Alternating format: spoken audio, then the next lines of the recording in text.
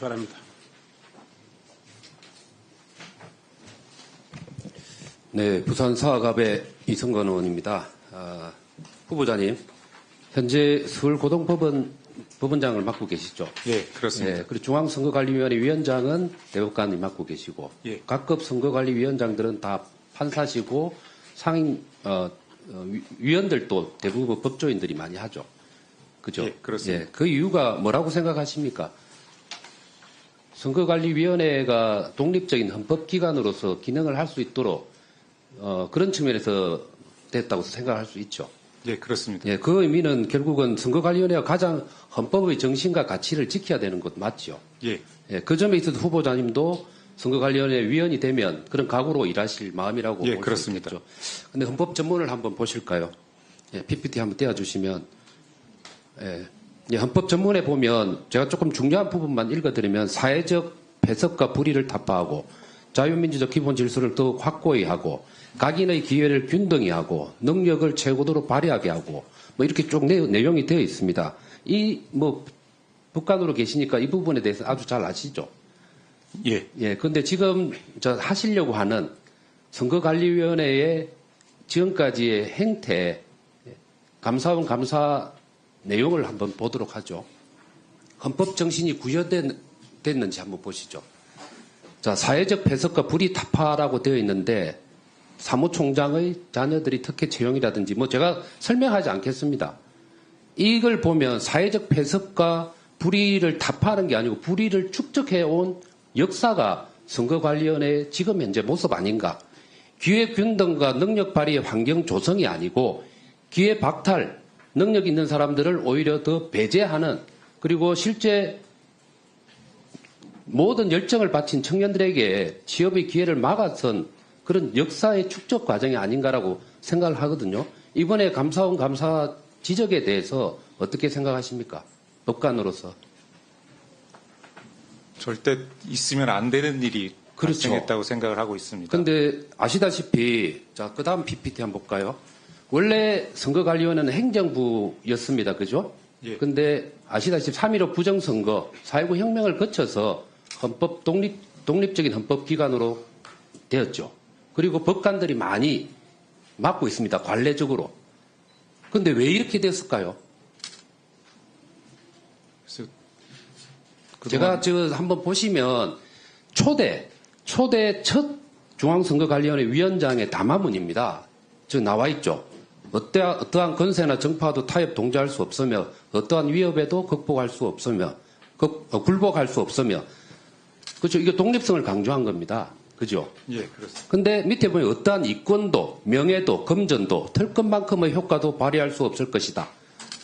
독립된 외부로부터의 독립은 지켰습니다만 그 안에 이권과 명예와 금전이 쌓인 거라고 볼 수 있는 거 아닙니까?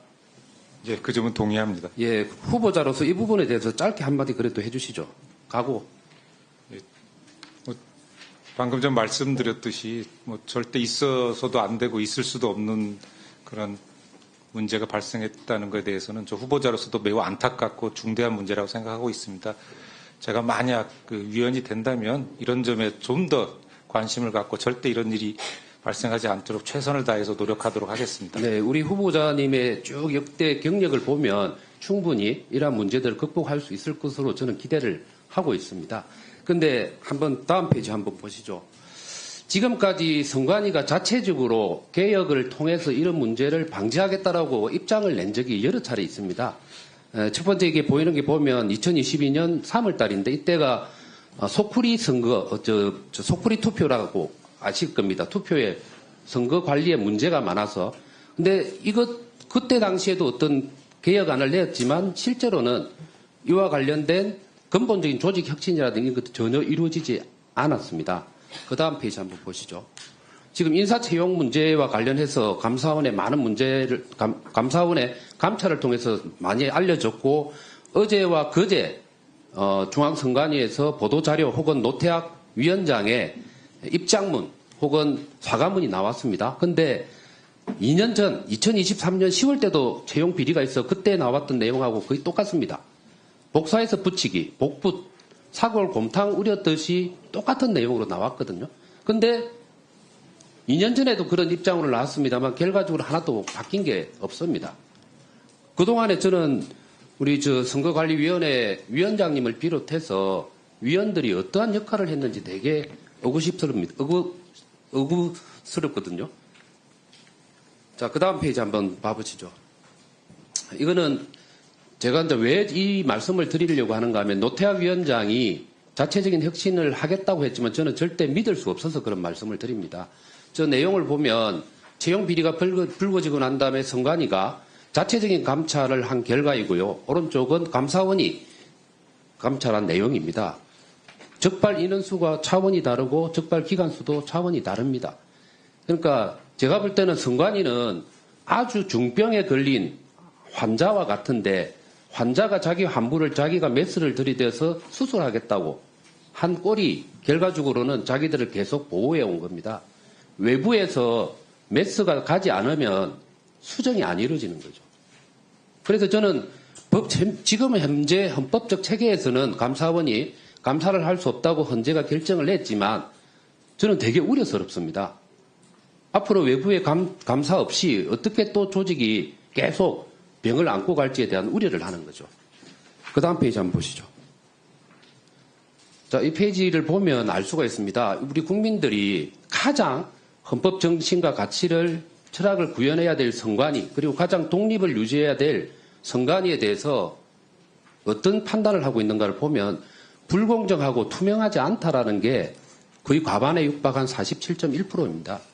공정하고 투명하다가 49.7%거든요. 공정하다고 생각하는 게 조금 많기는 하지만 과연 독립적인 헌법기관인 선관위가 이러한 판단을 받는 게 국민들로부터 올바른가 우려스럽습니다. 그래서 우리 국힘에서 주장하고 있는 특별감찰관제라든지 외부의 감찰이 필요하다고 생각을 하는데 이 점에 대해서 마지막으로 의견을 듣는 걸로 하겠습니다. 일단 이유를 불문하고 국민들이 저렇게 여러 가지 불공정성에 대한 의문을 가지는 것은 너무 안타까운 일이라고 생각하고 있습니다.